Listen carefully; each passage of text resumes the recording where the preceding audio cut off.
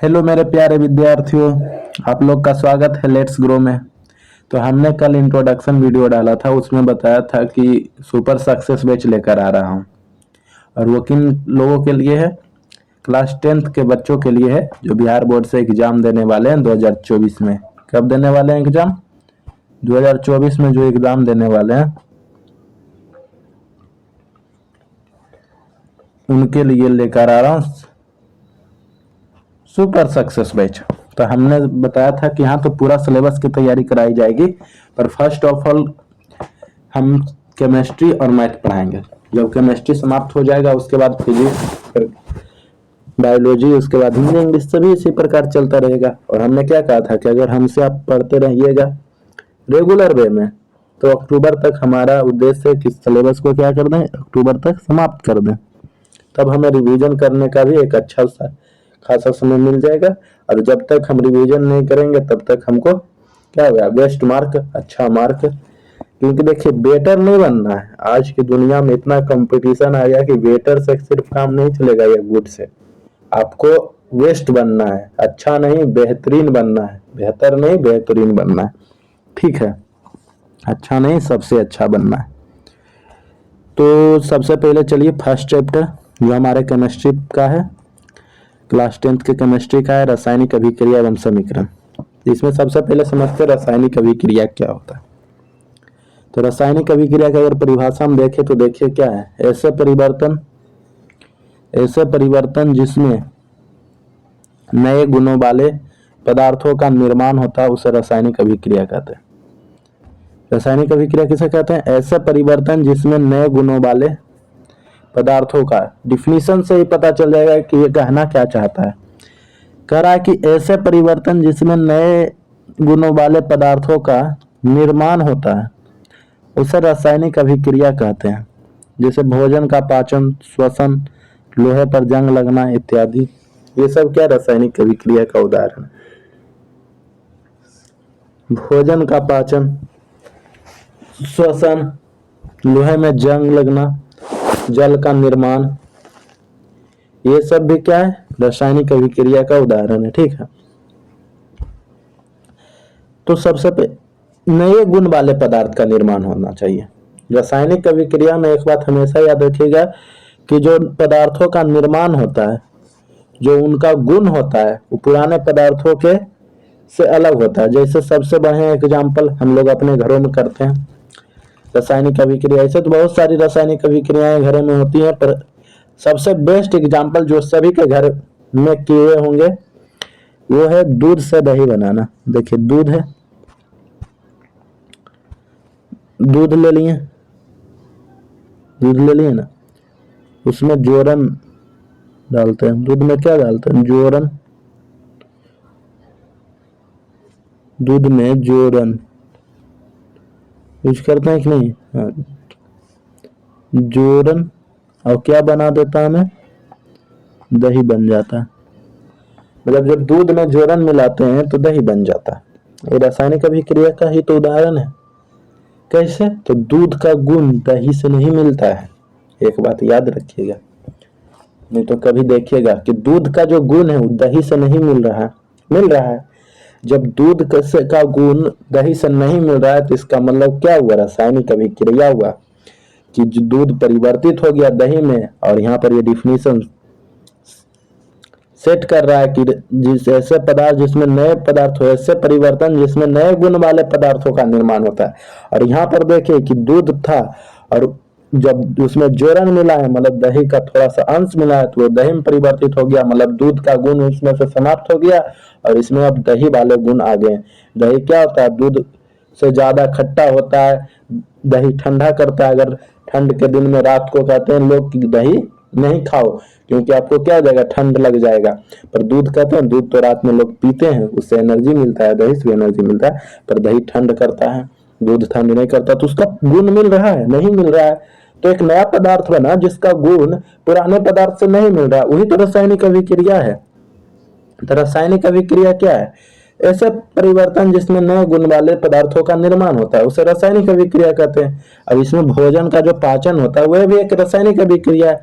भोजन क्या क्या होता है, टूटता है, फिर जठर ग्रंथि से जठर रस निकलता है, हाइड्रोक्लोरिक अम्ल, फिर वो उसका आकार एक लेह की तरह बना देता है जिसे काइम कहते हैं, और वो गुण उसका मिलता है, नहीं मिलता है।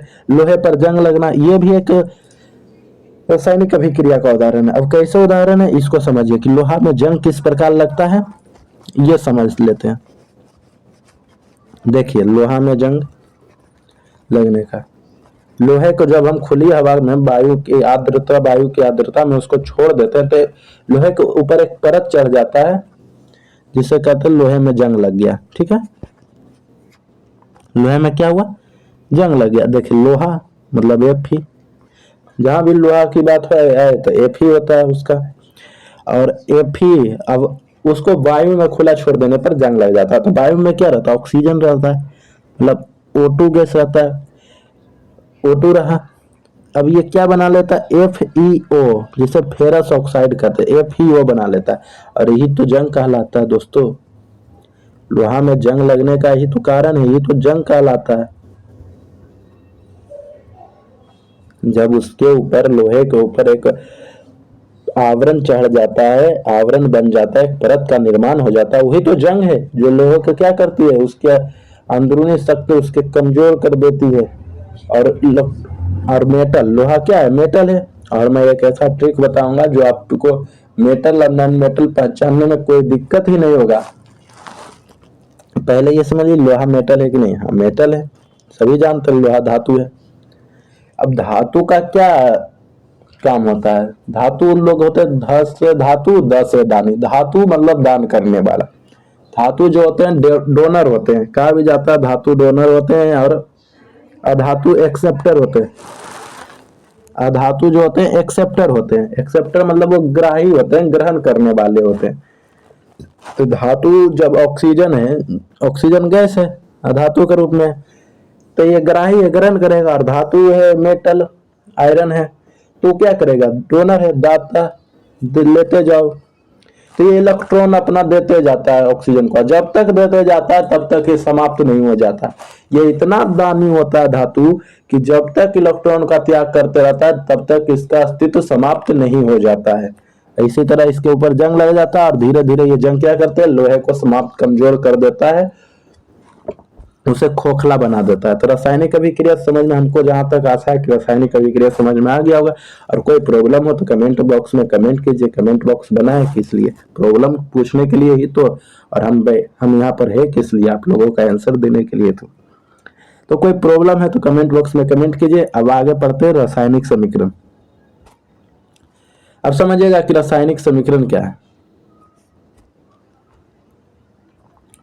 रासायनिक समीकरण किसे कहते हैं, रासायनिक अभिक्रिया में भाग लेने वाले अभिकारकों एवं उत्पादों को, रासायनिक अभिक्रिया में भाग लेने वाले अभिकारकों एवं उत्पादों को सूत्रों या संकेतों के द्वारा समीकरण के रूप में व्यक्त करना रासायनिक समीकरण कहलाता है।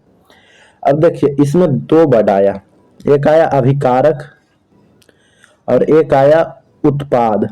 पहला वर्ड क्या है, अभिकारक, जिसको इंग्लिश में रिएक्टेंट्स कहते हैं, और दूसरा वर्ड क्या है, उत्पाद।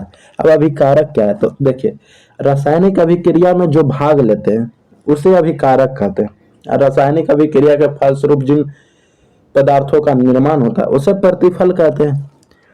रासायनिक समीकरण हम पढ़ रहे हैं, तब जैसे हमने उदाहरण दिया, जब जल में विद्युत धारा प्रवाहित किया जाता है तो यह हाइड्रोजन और ऑक्सीजन में विघटित हो जाता है, जो वियोजन अभिक्रिया का उदाहरण है।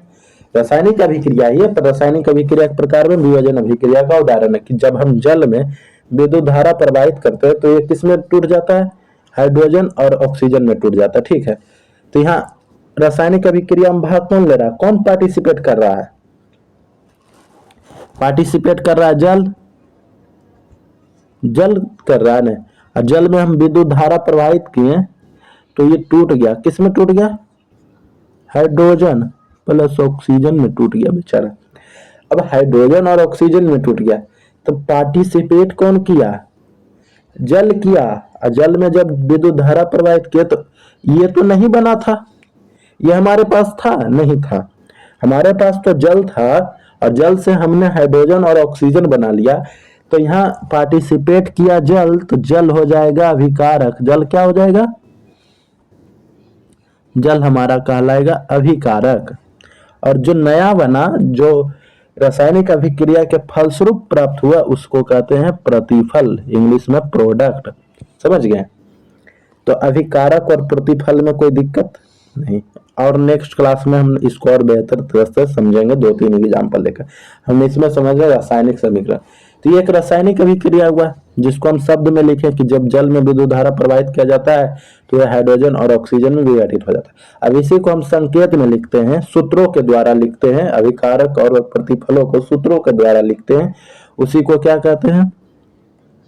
उसी को क्या कहा जाता है? उसी को कहा जाता है,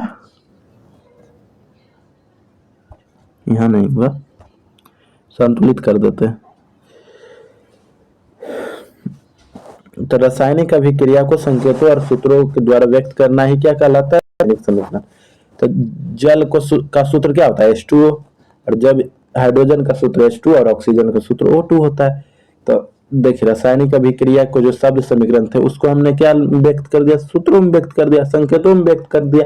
यही तो रासायनिक समीकरण है। मतलब रासायनिक अभिक्रिया के अभिकारक और प्रतिफल को संकेतों और सूत्रों में व्यक्त करना ही तो क्या है? रासायनिक समीकरण है।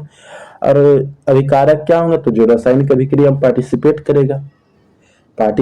करेगा तभी तो नया पदार्थ बनेगा। खेल में भाग लीजिएगा तभी तो जीतिएगा। एग्जाम दीजिएगा तभी ना पास होने का आशा रहेगा। अब एग्जाम हम फेल होने के डर से एग्जाम ही नहीं दे कि नहीं, एग्जाम अच्छा नहीं जाता, तो रिजल्ट आने का आशा कर सकते हैं? नहीं कर सकते। उसी तरह जो पार्टिसिपेट करते हैं वही क्या कहलाते हैं? जो पार्टिसिपेट की अभिक्रिया में, वो अभिकारक। जो कुछ प्रोडक्ट, कुछ फल मिलेगा, जो कर्म करता है उसका फल मिलता है। कर्म हमारे हाथ में है, फल हमारे हाथ में नहीं है। उसी तरह से जो कर्म किए, जो पार्टिसिपेट किया, वो अभिकारक, और जो नया बनेगा वो प्रतिफल। तो हमको आशा है कि रासायनिक अभिक्रिया और रासायनिक समीकरण में आप लोगों की कोई दिक्कत नहीं होगी। कोई दिक्कत हुआ तो कमेंट बॉक्स में कमेंट कीजिए। मिलते हैं नेक्स्ट वीडियो में, तब तक के लिए नमस्कार, जय हिंद, जय भारत। और फिर आपका मैथ का क्लास भी अपलोड कर दिया जाएगा। ठीक है, जय हिंद, जय भारत।